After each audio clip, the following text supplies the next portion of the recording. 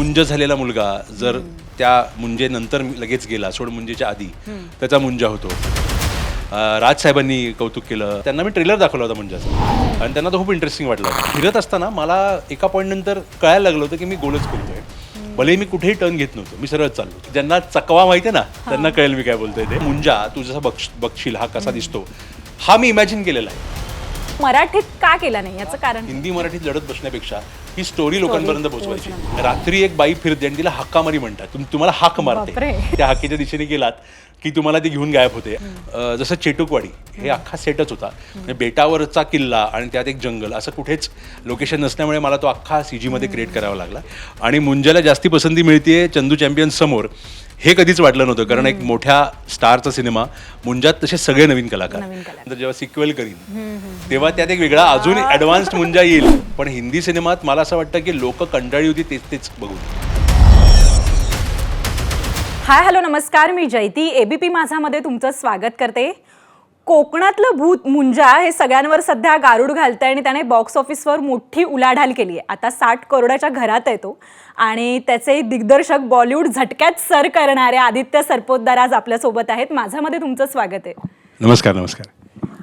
पहिली गोष्ट तर खूप खूप अभिनंदन, कारण की आमच्या मराठी जनांसाठी ही खूप अभिमानाची बाब आहे. कारण की आज एक मराठी दिग्दर्शक एक मोठे सगळे चित्रपट जे आहेत ते मागे टाकून मुंजासारखा एक कोकणातली जी स्टोरी आहे ती आज वरती आणि सगळ्यांना म्हणजे देशभरात याची चर्चा आहे. मुंजा एकतर कसा साकारला गेला आणि कसा सुचला, कारण की आपण ही आजी आजोबांपासून ऐकत आलेली गोष्ट आहे. कारण की सहज आपण कोकणात गेलो की सगळेजण अंगणात बसून ही स्टोरी, पण ही चित्रपट मोठ्या पडद्यावर आणि ते सगळ्यांना भुरळ घालू शकते, हे कधी सुचलं? तर मी माझं बॅकग्राऊंड सांगतो थोडं. मी पुण्याचा जरी असलो तरी माझं गाव जे आहे, जे आमचं घर आहे, मूळ घर हे कोकणात आहे. आणि कोकणात लांज्याजवळ माझं गाव आहे. तर लहान असताना ना सुट्टीत परीक्षा जेव्हा संपायच्या तेव्हा उन्हाळ्याच्या सुट्टीत मी बऱ्याच वेळा गावी जायचो आणि तिथे मुंजाच्या कथा ऐकायचो. की तिथे कोकणातली जर तू पण कोकणातलीच आहेस बरोबर, तर कोकणातले तुम्ही जर असाल तर तुम्हाला मुंजा माहित नाही हे शक्यच नाही. तर तुम्हाला ना लहान मुलांना घाबरवायला ते पिंपळावरचा मुंजा आणि मग रात्री झाडाखाली गेलं तर तो मुंजा पकडून घेऊन जाईल, उल्हा, ते अशा सगळ्या कथा वेगवेगळ्या ऐकल्या असतात. सो लहानपणापासून ना माझ्या मनात ते होतं की हे इतकं इंटरेस्टिंग कॅरेक्टर आहे की आपल्या मातीतलं, आपल्या गावातल्या कथानकांमधनं आलेलं ते कॅरेक्टर आहे. तर त्याच्याबद्दल काहीतरी आपण करावं अशी एक इच्छा होती. पण मध्ये जेव्हा तुंबाड किंवा कंतारा असे सिनेमे जेव्हा गाजायला लागले आणि कॉन्फिडन्स आला की लोकांना छोट्या गावातली किंवा काहीतरी पारंपरिक कथांना पण बघायचं आहे मोठ्या पडद्यावर आणि मोठ्या स्केलमध्ये, तर मग थोडा कॉन्फिडन्स आला की मुंजासारख्या स्टोरीज आपण अजून सांगू शकतो ज्या आपल्या गावातून आलेल्या आहेत, ज्या आपल्याला फारच कमालीच्या वाटायच्या आणि त्या लोकांनाही आवडू शकतात. या काळामध्ये जरा त्या थॉटवर काम चाललं होतं.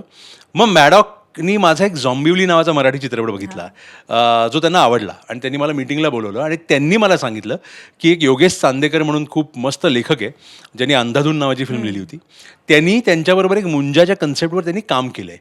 तर मी म्हटलं हे तर मला कधीपासून करायचं आहे, तर आपण मिळून करूया. आणि तिथून ती सुरुवात झाली. दुग्ध शर्करा योग. Yes, definitely. चंदू चॅम्पियन सारखा कार्तिक आर्यनचा बायोपिक आहे आणि मुंजाचं जे आम्ही मार्केटिंग बघितलं ते तर खरं म्हणजे 3D एक आर्ट असलेली काहीतरी गोष्ट एका सुपरहिट हिरोला टक्कर देऊ शकते, असं कधी वाटलं होतं? मी सांगू का तुला, एक तर आम्ही मुंजा बनवत असताना हे नक्की माहित होतं की हे काहीतरी वेगळं करतोय. आता हे वेगळं असतं दरवेळेस, आता झॉम्बिवली पण वेगळा होता किंवा फेणे पण जेव्हा मी केला तेव्हा वेगळा होता. तसे वेगळे विषय करायचा एक प्रयत्न नेहमीच असतो. हे किती वर्क होईल हे माहीत नसतं आपल्याला, कारण आपण प्रयत्न तर करतो पण हे लोकांनाही आवडलं पाहिजे. सो जेव्हा फिल्म रेडी होती तेव्हा मी हा विचार केला की आपण सुट्ट्यांमध्येच आलं पाहिजे, कारण ही खरं फिल्म ना मी मुलांसाठी केली आहे. कारण मुंजा एक कॅरेक्टर किंवा पात्र असं आहे की मी लहान असताना किंवा लहान मुलांना हे सगळ्यात जास्ती अट्रॅक्ट करणार आहे. सो सुट्ट्या संपत आल्या होत्या आणि मला असं वाटलं शेवटचे ते 2 आठवडे असतात, IPL संपली आहे, इलेक्शन्स लागलेत, इलेक्शन्स संपलेत, निकाल लागणार आहे आणि त्यानंतर एक आठवडा माझ्याकडे आहे जेव्हा मी तो एक आठवडा वापरू शकतो. आणि त्यानंतर चंदू चॅम्पियन जी एक वीक नंतर लागणार होती. तर माझा प्रयत्न चालला होता की तो वीकचा वापर करणं आणि त्याचा पूर्णपणे त्याचा फायदा घेणं. सो आम्ही लावली ती फिल्म. आता असं होतंय की वीक 2ला जास्ती ऑडियन्स आहे आणि मुंजाला जास्ती पसंती मिळते चंदू चॅम्पियन समोर. हे कधीच वाटलं नव्हतं, कारण एक मोठ्या स्टारचा सिनेमा, मुंजात तसे सगळे नवीन कलाकार. सो ही टक्कर होईल का ते वाटलं नव्हतं. प्रयत्न असा होता की एक आठवडा फ्री मिळतोय तो वापरून घेऊ, पण आता ते एकातनं दुसरा, दुसऱ्यातनं तिसरा असं तो वाढतच चाललाय. ही टक्कर नाही, नुसती काटेकी टक्कर झाली आणि त्यात मुंजा खूप पुढे निघून गेल्या, त्याचा आनंद आहे आम्हाला. वा, थँक्यू. म्हणजे मराठी चेहरे जे आहेत ते बॉलिवूडमध्ये आपण पाहिलेत, नाही असं नाही, पण त्याचं जे म्हणजे त्यांना जी मिळणारी भूमिका आहे ती काही खूप कमी वेळेपुरती असते आणि तेवढी प्रमुख भूमिकेमध्येही नसते असं आपण म्हणू शकतो. तर पूर्ण आपण मराठी टीम घेणं आणि ती बॉलिवूडमध्ये प्रेझेंट करणं हे केवढं चॅलेंजिंग होतं आणि बॉलिवूडचा चेहरा का नाही निवडला या मुंजासाठी? हे बघ, मुंजामध्ये कसं होतं ना की मूळ कथा महाराष्ट्रात सेटअप आहे, पुण्यात आणि कोकणात घडते. तर माझं नेहमी असतं की जर कॅरेक्टर मराठी असेल तर कास्ट पण मराठीच असली पाहिजे. म्हणजे दिल्लीतला मी कुठली तरी आजी किंवा आई घेणार आणि मग तिला मराठी दाखवणार, मग तिची भाषा चुकणार, मग तिचे कल्चर पण वेगळं असणार, ते कळतं आपल्याला. तर कथेतच मराठी पात्र होती. सो मग मराठीतले चांगले कलाकार घेणं, म्हणजे सुहास जोशी जसे आहेत ते वेटरन कलाकार आहेत, मला नेहमी त्यांच्याबरोबर काम करायची इच्छा होती आणि आता एक संधी मिळाली. तर ऑथेंटिक कास्टिंग करूया हा प्रयत्न होता. अभय वर्मा जो आहे, जो त्याची आई पंजाबी आहे जी मोना सिंग आहे, तर तो असा एक मिक्स हवा होता, ब्लेंड, की छोट्या गावात आलेला, त्यात एक इनोसन्स आहे, पण तो मराठी पण नाही आहे, पंजाबी पण नाही आहे. सो अभय मुंबईत बरेच वर्ष राहिला आहे आणि त्याला मराठी चांगलं बोलता येतं. सो ऑडिशन्समधनं तो मला एक चांगला असा मिक्स वाटला की नॉर्थ इंडिया आणि महाराष्ट्रातला, आणि बाकी सगळेच मराठी कलाकार आहेत. म्हणजे मला भाग्यश्री लिमये असो, अजय पुरकर आहेत, श्रीकांत यादव आहे, श्रुती मराठे आहे, असे बरेच सुहास जोशींबरोबर कलाकार आहेत. तर हे सगळे मराठी कॅरेक्टर्स होते, कोकणातले आणि पुण्यातले. सो एक असतं ना, आपण नॉर्मली वयात, म्हणजे आता अभय आहे 22 वर्षाचा आणि ते कॅरेक्टर पण आहे 20-22, तर मी असं 40 वर्षाचा कलाकार घेणार आणि त्याला 22 दाखवणार, हे मलाच कधी पटत नाही. आणि नक्कीच मी ह्याची दाद देईन प्रोड्युसरला पण, की त्यांनी मला सपोर्ट केलं आणि बॅक केलं की तुला जे कन्व्हिक्शननी करेक्ट लोक वाटतायत तू त्यांना घे आणि आपण फिल्म त्यांच्याबरोबर करूया. साधारण तालीम वगैरे असा प्रकार असतो, म्हणजे प्रत्येक ह्याच्यामध्ये मग स्क्रिप्ट रिडिंग आहे किंवा डायलॉग आहेत, सगळ्याच गोष्टी. तर याची एकंदर कशी कसरत होती? हे आम्ही बराच काळ केलं, म्हणजे बऱ्याच काळ, कारण नवीन कलाकार होते आणि एक वेगळ्या स्कूलमधून येणार आहेत. म्हणजे सत्यराज पण आहेत, जे कटप्पा म्हणून ज्यांना आपण ओळखतो, जे चेन्नईमधनं तमिळ सिनेमातून येणारे आहेत, मराठी कलाकार आहेत. मोना सिंग आणि अभय अशी लोक आहेत जे नॉर्थमधनं येणारे हिंदी कलाकार आहेत. तर इतकी वेगळी भट्टी जमली होती ना, वेगवेगळ्या प्रांतात येणाऱ्या कलाकारांची, त्यांना एका प्लॅटफॉर्मवर आणणं किंवा एका लेवलवर आणण्यासाठी आम्हाला तसे रिडिंग्ज आणि वर्कशॉप करायला लागले, कारण हे सगळे एका सिनेमाचा भाग आहेत. सो ते केलं. नवीन कलाकारांसाठी वेगळे वर्कशॉप्स खूप केले. सिनियरसाठी मला, म्हणजे सुहासताई तर पहिल्या दिवशी सेटवर येऊन त्याच आजी म्हणून आल्या होत्या, तर मला असं काही त्यांना त्यांच्याकडनं मी तालीम करून घेणार. आम्ही रिडिंग केलं आणि त्यांच्यात पण इतकी कमालीची मजा आहे ना, की त्यांनी इतके वर्ष काम केले. मला ते म्हणल्या की मी पहिली हिंदी फिल्म केली होती तेजाब, आणि त्यानंतर मी छोटे छोटे केले, आपण असं मला कॉन्फिडन्स नाही रे हिंदीत मी कसं करणार. तर तिचं हिंदी भाषेवर तसा फार कमांड नव्हता, तर ती हिंदी भाषेवर त्यांनी काम केलं की डायलॉग्स हिंदीत आहेत, भलेही मी मराठी टोनमधनं बोलीन पण वाक्य हिंदीच आहेत. सो तिने त्याच्यावर काम केलं. सो असं बरंच वेगवेगळ्या पद्धतीचे वर्कशॉप झाले. मेन वर्कशॉप झाले ते मुंजाचं, कारण मुंजा हा CG कॅरेक्टर आहे. सो ते कसं करायचं, मुंजा VFX मधनं कसं उभं करायचं, जिवंत करायचा, त्यासाठी आम्ही वेगवेगळ्या पद्धतीने R&D आणि आम्हीच आमचे वर्कशॉप केले आणि टेस्ट ट्रायल्स केले आणि त्यातनं एक मुंजा बनवला. पण बघायला गेली तर हे ब्रह्मराक्षस आणि हे कोकणातलं सगळं, म्हणजे मग त्याला राक्षस असं म्हटलं तरी मग त्याला भक्तीचा पण एक थोडं, कारण की त्याला मग नैवेद्य वगैरे दाखवतात, कारण की मी स्वतः कोकणातली असल्यामुळे मला माहिती आहे. तर कुठे असं वाटलं की जेव्हा हा मोठ्या पडद्यावर दिसेल तेव्हा आपल्यावरती कधी टीका वगैरे होईल? नाही, बघ कसं आहे ना, मला असं वाटतं की मुंजाचे वेगवेगळे व्हर्जन्स आहेत. म्हणजे मी ऐकलेला मुंजा माझ्या गावातला वेगळा, माझ्या लेखकाने ऐकलेला वेगळा, मी जिथे शूट केलाय किंवा आम्ही जेव्हा रेखी करायला जायचो किंवा लोकेशन शोधायला जायचो तिथल्या लोकांना माहिती असलेला मुंजा वेगळा. तर मला एक जाणवलं की मुंजात काही कॉमन गोष्टी आहेत ज्या मला सगळ्यांना वाटतात, की तो पिंपळावरचा असतो, मुंज झालेला मुलगा जर त्या मुंजेनंतर लगेच गेला, सोड मुंजेच्या आधी त्याचा मुंजा होतो, किंवा ते लहान मुलगा असतो तो, किंवा तो तसा वात्रट आहे, तसं म्हणायला गेलं तर लहान आहे, राक्षस आहे म्हणून त्यात तशा काही काही गोष्टी पण आहेत की ज्या तुम्हाला त्रास देणाऱ्या, मुलींना त्रास देणारा असा तो आहे. काही लोकांमध्ये समज आहे की तो राखणदार पण आहे, काही लोक त्याला देव म्हणून पण बघतात.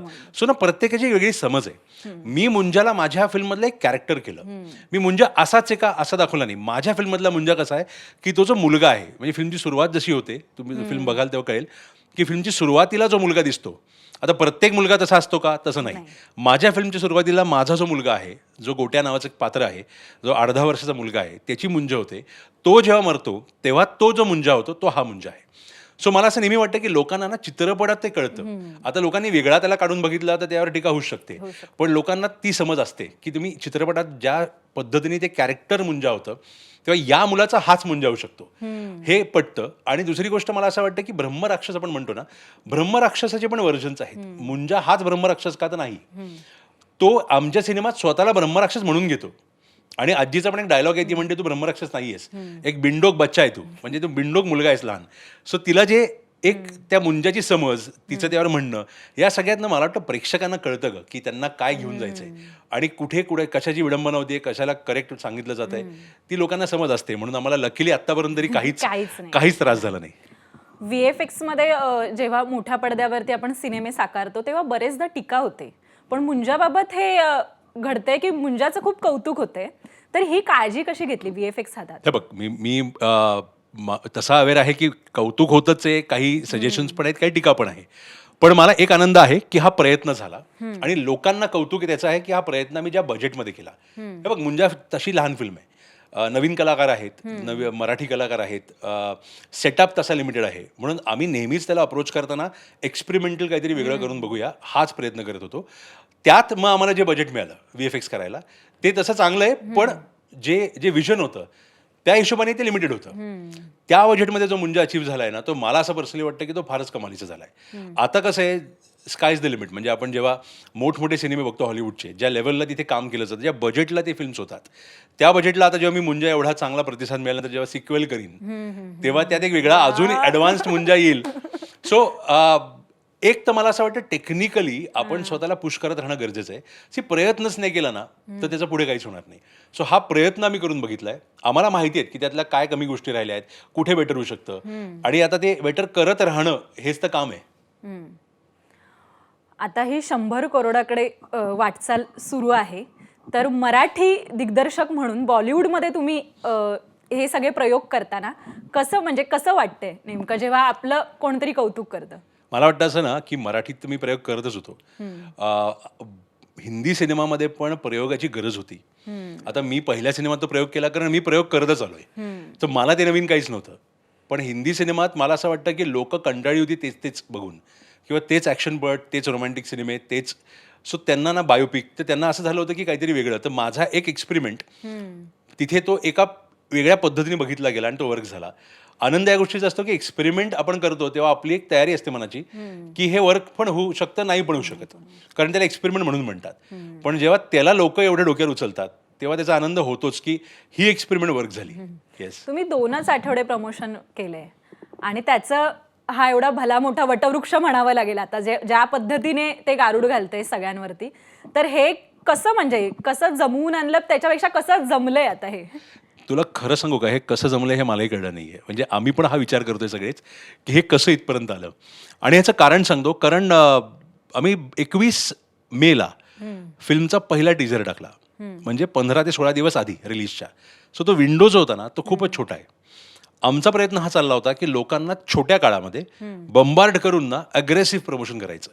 आपण काय करतो, 3-3 महिन्याचं प्रमोशन करतो आणि कधी कधी ना लोक ते विसरून जातात की त्यांना काय विसरतात, सिनेमा नाही पण हा रिलीज कधी होतोय. आणि मग रिलीज होऊन जातो आणि मग लोक म्हणतात अरे हा अच्छा हा येऊन पण गेला का. सो आम्हाला असं वाटलं की कुणालाच मुंजा माहीत नाहीये ना, आता आपण अग्रेसिव्ह जाऊ 2 आठवडे आणि आपण अशा पद्धतीने प्रमोट करू की लोकांना ॲटलिस्ट ती त्यांच्या समोर तरी येईल सिनेमा, की हा अच्छा हा सिनेमा लागतोय. आता बघायचं का नाही हा त्यांचा निर्णय असेल. सो शुक्रवारीच्या आधी आम्हाला असं वाटलं की आपण जर एक ठराविक प्रमाणात प्रेक्षक शुक्रवार शनिवारमध्ये आणू शकलो तर होपफुली वर्ड ऑफ माउथ वाढेल आणि लोक अजून येत राहतील. पण शुक्रवारी जेवढी लोक आली, जे आमच्या अपेक्षेच्या पलीकडे म्हणजे 3-4 पट होती, की आम्ही म्हणलं चला लोक आली आहेत ना, आता आम्ही कॉन्फिडंट आहोत की हा सिनेमा तेच लोक चालवणार.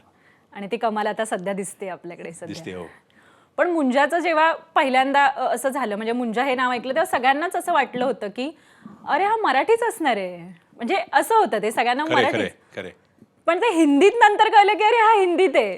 तुला सांगू, आता टायटल मुंजा आहे ना, तर ते मराठी टायटल वाटूच शकतं. मराठी कलाकार आहेत, मराठी. आता हा मुंजा चेहरा मराठी का कुठला आहे काहीच सांगू शकत नाही. सो पहिल्यांदा पोस्टरमधनं लोकांना ते वाटलं. मग आम्ही गाणं केलं, जे तरस नावाचं गाणं आहे शर्वरीचं. गाण्यातनं लोकांना कळलं अच्छा हा मराठी नाही आहे, हा हिंदी आहे. आणि जी कॅम्पेन झाली ज्या हिशोबाने हिंदी इंडस्ट्रीच्या कलाकारांनी म्हणजे वरुण धवन असो, श्रद्धा आहे, कृती आहे, या सगळ्यांनी ते पोस्ट केलं. तर हळूहळू ना ते एक माइंडसेट तयार झाला की नाही, हा मराठी नाही, हा हिंदी सिनेमा आहे मराठी बॅकड्रॉपचा. सो मला असं वाटतं की ते पब्लिक परसेप्शन बिल्ड झालं. पण मला म्हणजे हे नेहमीच याचं कौतुक वाटतं की मराठी सोल असला हा सिनेमा तेवढाच हिंदीत स्वीकारला गेला. आणि भलेही लोकांना वाटलं की हा मराठी बॅकग्राऊंडचा असो, तरी दिल्ली, चेन्नई, कलकत्ता इथे पण तो सिनेमा जोरदार चालतोय ना, ह्याचा आनंद जास्ती वाटतो. पण आता जर बघायला गेलं तर हे कौतुक आहे आपल्या मराठी चित्रपटसृष्टीसाठी, कारण की सगळे जे मराठी दिग्दर्शकांचे जे सिनेमे आहेत तर सगळेच जास्त चालतात, म्हणजे तिकडच्या पेक्षा आपलेच जास्त चालतात. तर हे नेमकं गणित आता काय टेस्ट बदलते की काय, कसं? मला असं वाटतं की मराठी फिल्म मेकर्स नेहमीच चांगला कंटेंट बनवायचे. मग रवी असो, उमेश कुलकर्णी असो, आता अविनाश अरुण पण तो त्यांनी सुरू केलाय, ओमनी पण तानाजी पहिला केला पण त्यांनी मराठी फिल्म केली होती. असे बरेच फिल्म मेकर्स आहेत. आणि कुठेतरी ना ते गणित हिंदीत बसत नव्हतं, कारण नेहमी वाटायचं की मराठी सिनेमे तर छोटेच, ह्यांना छोटे सिनेमे बनवता येतात, ह्यांना मोठा स्केलचा सिनेमा बनवता येत नाही. पण पॅन्डेमिक नंतर ना मला वाटतं लोकांची टेस्ट बदलली आणि लोकांचं असं म्हणणं आहे की मोठा छोटा नाही, आम्हाला चांगला सिनेमा हवा आहे. सो मग हिंदी चित्रपटसृष्टीला पण कळलं की अरे आपल्याला चांगले सिनेमे बनवायचे असेल तर चांगले फिल्म मेकर्स हवे. त्यासाठी मग मल्याळम, तमिळ, मराठी असे काही फिल्म मेकर्स घेऊ ज्यांचा हातखंड चांगला सिनेमा बनवण्याचा आहे की कंटेंट सिनेमा बनवण्याचा आहे. आणि त्यांना थोडं बजेट दिलं आणि चांगले टेक्निशियन्स आले की तो स्केल पण वाढवता येईल. आणि हे घडताना आपण बघतोय. म्हणजे आता निपुणचा पण सिनेमा रिलीज होतोय, इश्क विश्क. 1 महिन्यानंतर त्याची मराठी फिल्म पण रिलीज होतीये. सो असे जे आता बरेच फिल्म मेकर्स आहेत. मी खरं काल ओमशीच बोलत होतो आणि ओमचा मला फोन आला आणि तो म्हणला तू एक लिस्ट काढ रे की किती मराठी दिग्दर्शकांनी हिंदीत गेल्या 2 वर्षात सिनेमे बनवले, आपण सगळ्यांना एकत्र करून एक पार्टी करू म्हणलं मस्त आपली. तर मी म्हणलं चला, आणि आम्ही लिस्ट काढायला लागलो आणि मला जाणवलं की 10-12 नावं आहेत ज्यांनी 2 वर्षात रेग्युलरली हिंदी सिनेमे बनवलेत. सो ही खूप मस्त गोष्ट आहे का, आणि कॉन्फिडन्स दिसतो की सिनेमावर पकड आणि हिंदी इंडस्ट्रीची त्या सिनेमाच्या दिशेने जाणारी आता ती धडपड. तर हे जे समीकरण बसलंय ते मस्त आहे. यापेक्षा मातीतली गोष्ट ही मराठी दिग्दर्शकाला जास्त चांगली जमते सांगायला, असं नाही का हो, वाटत? हे नक्की आहे. कारण मराठी दिग्दर्शक मातीतनं आलेले पण आहेत. आलेले आहेत, हां. कारण त्यांनी मातीतनं येऊन ग्राउंड रियालिटी किंवा समाजात काय चालतं आणि सिनेमा काय असतो त्याचं रिफ्लेक्शनच आहे, ते पाहिलेलं आहे. सो मला वाटतं की एक थोडंसं बंबई फिल्म मेकर्स म्हणतो ना, हे आम्ही मुंबईत भलेही काम करतो पण आम्ही अशी बघून महाराष्ट्र फिरून किंवा तसा देश फिरून आलेलो होतो. मला कनेक्ट फार वाटतो की स्ट्रॉंग आहे. तसंच मी मल्याळमबद्दल बोलतो की मल्याळम सिनेमा का चालतोय, कारण त्यांच्या कथा मातीतल्या आहेत आणि ते फिल्म मेकर्स बघितलेस ना, हे सगळे लोकल पोर आहेत. पण आता हे परत बघताना की मुंजाचं एक कौतुक ह्या अर्थाने होते, कारण की याचं बजेट फार कमी होतं. तुम्ही आता नावं घेतलात अनेक, पण त्याचं बजेट बघायला गेलं तर काहीच्या काही आहे म्हणजे. आणि ह्याचं मुंजाचं बजेट बघायला गेलं तर भरपूरच कमी आहे, ज्या पद्धतीने ह्याचा आता स्केल आणि ह्याचा जो विस्तार वाढतोय त्या पद्धतीने. तर हे कसं, म्हणजे हे चॅलेंजिंग वाटतं का बॉलिवूडमध्ये हे काम करायचं? मला वाटतं चॅलेंज असतो का दरवेळेस. म्हणजे आता मराठीत पण आपण बजेट्समध्ये केली सिनेमे, आता बजेट हा फार महत्वाचं राहिलं नाहीये. माझं सिम्पल म्हणणं असतं, आपल्याकडे कथा असते, त्या कथेचं एक बजेट असतं. आता मुंजासाठी जे बजेट हवं होतं मला ते मिळालं. आता उद्या मी तानाजी मुंजाच्या बजेटमध्ये नाही करू शकत, किंवा ओम मुंजा तानाजीच्या बजेटमध्ये करायला गेलं तर मी फसेल पड. सो ते प्रत्येक सिनेमाचं ते बजेट आणि ते समीकरण असतं. मला असं वाटतं आपल्याला ना आता एक एक्सपोजर एवढं मिळालंय फिल्म मेकर्स म्हणून, आम्हाला पण AI आलंय, टेक्नॉलॉजी आली आहे, त्याचा वापर आम्ही करतो. आणि आम्हाला असं वाटतं की आता बजेट सेकंडरी आहे. आपण स्टोरी टेलिंगचे टूल्स वापरताना बऱ्याच ठिकाणी आपल्याला खर्च पण करायला लागत नाही. तुम्हाला फक्त ॲप्लिकेशन आणि तुम्हाला डोकं लावणं गरजेचं आहे. सो ते टूल्समुळे वेगवेगळ्या आता तयार खरं झालंय. आणि आता त्यामुळे मला वाटतं की बजेट येतच. सिनेमा चालला ना की आता बजेट येतच. तर आता कॉन्फिडन्स हिंदीत वाढायला लागलाय की स्टार नको, पण स्टार ही स्टोरी हवी. आणि तसं व्हायला लागलं ना तर मला वाटतं बजेट येत राहतीलच. आता तुमचं पण आम्ही ऐकले चर्चा भरपूर आहे. आता परत जो येतोय तो पण एक हॉररपट आहे. हो, तर त्याविषयी काय सांगाल? आता अजून अनाऊन्स झाला नाहीये. मला वाटतं ते अनाऊन्स होईल आज उद्यातच, खरं होईल. पण मी एक सिनेमा केला होता मुंजाच्या काळातच, कारण मुंजा पण 2-2.5 वर्ष चालला. सो त्यावेळी 2 सिनेमे झाले होते माझे. RSVP नावाची कंपनी आहे, रॉनी स्क्रूवाला प्रोड्युसर आहेत. सोनाक्षी सिन्हा आणि रितेश देशमुख हे त्या सिनेमात आहेत. आणि तो पण एक खूप इंटरेस्टिंग कॉमेडी हॉररपट आहे. सो तो येईल आता लवकरच, पण तो स्ट्रेट टू OTT आहे, तो थिएट्रिकल नाही त्यात आहे. पण काही नवीन प्रयोग वगैरे असे आहेत. तुम्ही सिनेमा बघितल्यावर कळेलच. एक त्याचा आनंद आहे की आता जसा थिएट्रिकल मुंजा चालतोय, तो डिरेक्टली OTT वर गेला असल्यामुळे त्याचा एक फॉर्मॅट वेगळा आहे, तो सिनेमा कथा वेगळी आहे आणि तो तिथेही लोकांना एन्जॉय करता येईल. कोकणातलीच गोष्ट आहे ही सगळी. तर हा बॉलिवूडमध्ये केलाय त्याच्यामुळे त्याला यश मिळतंय वगैरे हे सगळं आहे, पण हा मराठीत का केला नाही याचं कारण काय? नाही, मला नेहमी वाटतं की हे मराठीत होऊच शकतो ना, पण ऑडियन्स मला मोठी हवी होती या कथेसाठी. सी, मी उदाहरण दिलं तसंच आहे. कंतारा पण त्यांच्या भाषेत झाला, पण त्याला मास इंडिया रिलीज मिळाला. मी मुंजा मराठीत करून त्याला मास इंडिया रिलीज करू शकलो असतो. पण मला वाटतं की मराठीतले सिनेमे जेव्हा मास इंडिया रिलीज करायला पण जातो ना, तेव्हा त्याला अजूनही लिमिटेशन्स येत आहेत. आय डोंट नो भाषेचा मुद्दा आहे तो का रीचचा मुद्दा आहे. मला असं वाटलं की ही कथा ना, हे मला जितक्या लोकांपर्यंत पोहोचवता येईल तेवढ्या पोहोचवायची होती. मॅडॉकला हिंदीतच करायचा होता आणि आमचं ते समीकरण जे बसलं त्यात मला वाटलं की मला हिंदी मराठीत लढत बसण्यापेक्षा ही स्टोरी लोकांपर्यंत पोहोचवायची. मग ते ही मराठी करून ते छोटं करायचं पेक्षा मला एक प्लॅटफॉर्म मिळतोय ना, ते ही सांगू. आता मराठीत असे सिनेमे आता जसं आता नवीन अल्लड पल्लड नावाचा सिनेमा आलाय, तो पण खूप इंटरेस्टिंग हॉरर सिनेमा आहे, हॉरर कॉमेडी सिनेमा आहे. सो मराठीत पण असे प्रयत्न खूप होत आहेत. आता मी झॉम्बिवली मराठीतच केला होता. आता इनफॅक्ट मला हिंदीत खूप लोक म्हणतात की झॉम्बिवली आपण हिंदीत का नाही करायचं, पण मला असं वाटलं होतं की ही कथाच मराठी होती. डोंबिवलीतली कथा आहे ती मराठीतच सांगितली पाहिजे. सो सी प्रत्येक सिनेमाचं ते असतं की ती स्टोरी काय, त्याची डिमांड काय. मे बी पुढचा सिनेमा चांगला सुचला आणि तो मराठीच असेल तर मी तो मराठीत करीन. पण ही कोकणातली कथा आहे, परत ते मुंजा आणि हे सगळं, तर लोकेशन आणि हे सगळं कसं जमवून आणलंय? हे बघ, मी कोकणातलं असल्यामुळे ना ते जमवून आणणं हे नाहीच आहे ना. म्हणजे आपण लहानपणापासून हेच बघितलंय. म्हणजे आता तू पण कोकणातलीस, तुला माहिती आहे की आपल्याला जेव्हा निसर्ग दिसतो तेव्हा कोकण पावसाळ्यातलं वेगळं दिसतं, उन्हाळ्यात वेगळं दिसतं, थंडीत वेगळं दिसतं. मला फक्त तो सीझन पकडायचा होता. लोकेशन्स हे होतेच नेहमी. मी आता ह्याच्या आधी एक उन्हाळा नावाचा सिनेमा केला, जो यावर्षी त्याला फिल्मफेअरला पण आम्हाला 16 नॉमिनेशन्स होते. आम्हाला 6 पारितोषिकं मिळाली. पण तो पण मी कोकणात केला होता, तो पावसाळ्यात केला होता. आणि मी तेव्हा कोकण म्हणजे प्रॉपर इंडिव्हिज्युअल कॅरेक्टर म्हणून वापरलं होतं. इथे पण ती गरज होती, पण मला असं वाटलं की हा पावसाळ्यातला नसावा, हा आपण उन्हाळ्यात करूया, कारण उन्हाळ्यातली एक मजा आहे कोकणातली वेगळीच. ती मी म्हणून तसा एक बीच किंवा तो समुद्र, वाडी, हे सगळं दाखवायसाठी मी तो उन्हाळा निवडला. पण लोकेशन काय काय आहेत? गुहागर मध्ये शूट केलाय आम्ही, वाडी तिथे केली आहे, मालवणात शूट केलाय आम्ही, भोगवे बीच इथे शूट केलाय. काही काही फारच अतिशय सुंदर बीचेस आहेत. म्हणजे मला मालवणातले काही काही बीच म्हणजे असे वाटले की गेल्यानंतर त्याच्यासमोर युरोपियन बीच पण कुठे नाही, असे कमालीचे बीचेस आहेत.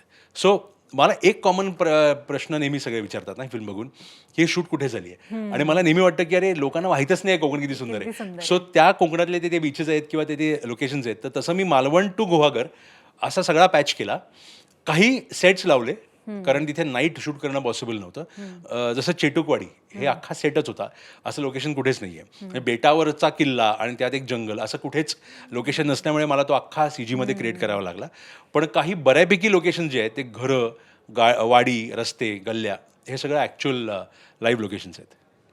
अजय पुरकरांच्या भूमिकेविषयी दिग्दर्शक म्हणून बघताना आणि असं आता लोक चाहते त्यांना, म्हणजे जास्त त्यांना दाद मिळते, तर ते त्याबद्दल काय वाटतं? नाही, मला नेहमीच वाटतं अजय हा कमालीचा नट आहे आणि त्यांनी प्रूफ पण केले. म्हणजे त्यांनी दिग्पालच्या सगळ्या सिनेमांमध्ये वेगवेगळी पात्र करत ते ॲक्टर म्हणून फिजिकल प्रेझेन्स सॉलिड आहे त्याचा, आणि तो स्क्रीनवर आल्यानंतर त्याला बघावंसं वाटतं. सो मला वाटतं त्यात काही काही कमालीच्या क्वालिटीज आहेत.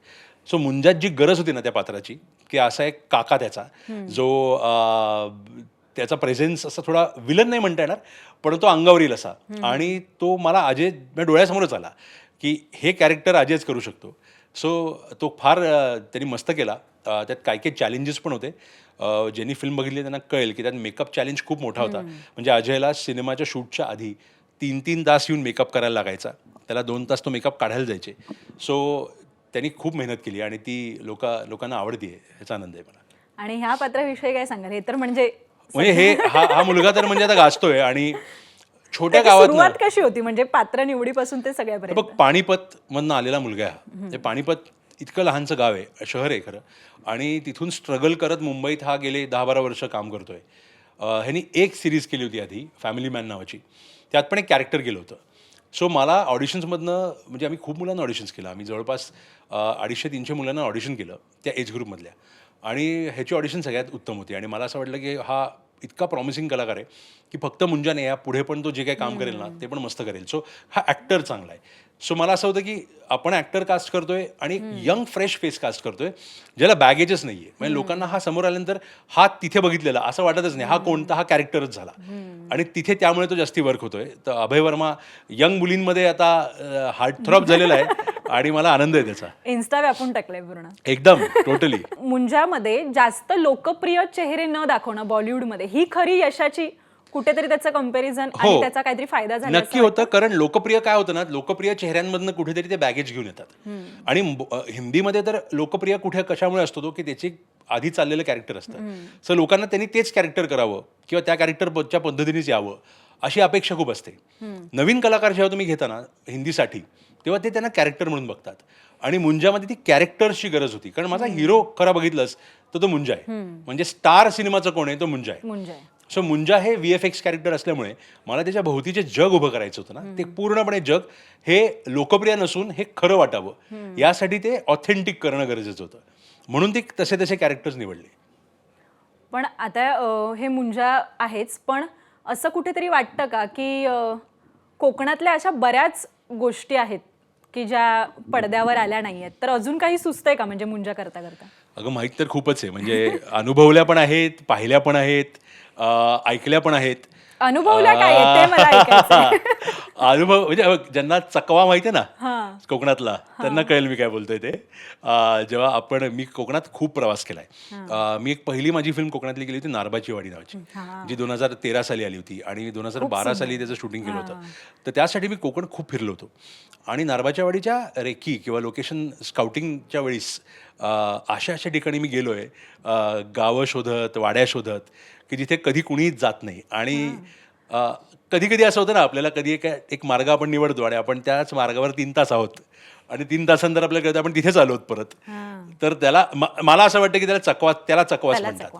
आणि ही संध्याकाळची वेळ असते आणि मग एक अंधार होतो आणि आपण फिरत राहतो आणि मग आपण थांबतो आणि आपण विचार करतो आता इथून जायचं नाही पुढे, उजेड होईपर्यंत आपण गाडीत बसून राहूया. म्हणून मी खूप म्हणजे जवळपास पहाट होईपर्यंत मी हल्लोच नाही तिथनं. कुठल्या लोकेशनला? कोकणात मालवणातच होतं, कुडाळजवळ एक गाव आहे आणि खूप इंटिरियरमध्ये मी गेलो होतो. पण मी फिरत असताना मला एका पॉईंट नंतर कळायला लागलं होतं की मी गोलच फिरतोय. भले मी कुठेही टर्न घेत नव्हतो, मी सरळ चाललो होतो. सो आणि तिथे लाईट नाही, तिथे पायवाट, तिथे असा काही फार मोठा रस्ता नाही, दोन्ही साईडला जंगल, तिथे घरं नाही. सो आपल्याला कळतं की बाबा इथून आता डेंजर आहे प्रकरण, फार हलायचं नाही, आपण एका ठिकाणी बसूया, गाडी बसूया, उतरायचं नाही बाहेर. आणि तरी पहाट झाली होती. 1-1.5-2 तासात उजेडायला लागल्यानंतर मी म्हणलो आता आपण रस्ता शोधत जाऊया. पण चकवा त्याला म्हणतात असं वाटतंय मला. आणि त्याला चकवाच म्हणतात. आणि हां, करेक्ट, मला माहिती आहे. आणि म्हणून मी म्हणलं अनुभवतायत काही गोष्टी. पण असं खूप लोकांबाबतीत झालंय हे मला माहिती आहे. ती काहीतरी वेगळी मजा आहे ना कोकणातली, की त्याला मी घाबरून गेलो असं म्हणणार नाही. मी असं चाट पडलो होतो की अरे हे काय झालं एकदम आपल्याला. आणि ते थोड्या वेळाने आपल्याला कळतं. हो, नाही, जेव्हा कळायला लागतं ना की आपल्याला चकवा लागलाय, तेव्हा खरं कळतं की अरे हे काहीतरी भलतंच घडतंय. पण अशा स्टोरीज आहेत ज्या कोकणात खूप आहेत ग, म्हणजे खूप. मुंजा वगैरे असं कधी काही राखणदार वगैरे असं कधी असं पाहिलं काही नाही. किंवा आपल्याकडे माहितीये का ते समन वगैरे पण प्रकार हो, आहे. खूप आहेत, खूप. मी खूप असं ऐकलंय. मी पाहिले खूप कुठे आहेत, म्हणजे लोकांना ते असं प्रत्यक्षात नाही पाहिले की लोकांची ती त्याबद्दलची एक बिलीफ पाहिली. म्हणजे आजीने किंवा आजोबांनी एखादी सांगितलेली गोष्ट सांगा. गोष्टी खूप असतात. म्हणजे मला आता गुहागरमध्ये एक रस्ता आहे, तिथून मला तिथे लोकल सांगतात की तिथून रात्री जाऊ नका, कारण भास होतो तिथे लोकांना. असं ऐकतो खूप. मी इतका प्रवास रात्री गेलाय तिथून, मला कधी काही असा भास झाला नाही. पण कदाचित त्यांना भीती वाटत तुला असेल सांगू आपण का, पडद्यावर दिसू हो, म्हणून. तुला सांगू का, मला असं वाटतं प्रत्येक गावात कोकणातल्या, तू कुठल्याही गावात जा, त्या गावातल्या लोकल लोकांना भेट, ते तुला त्या गावात काहीतरी कथा सांगतील.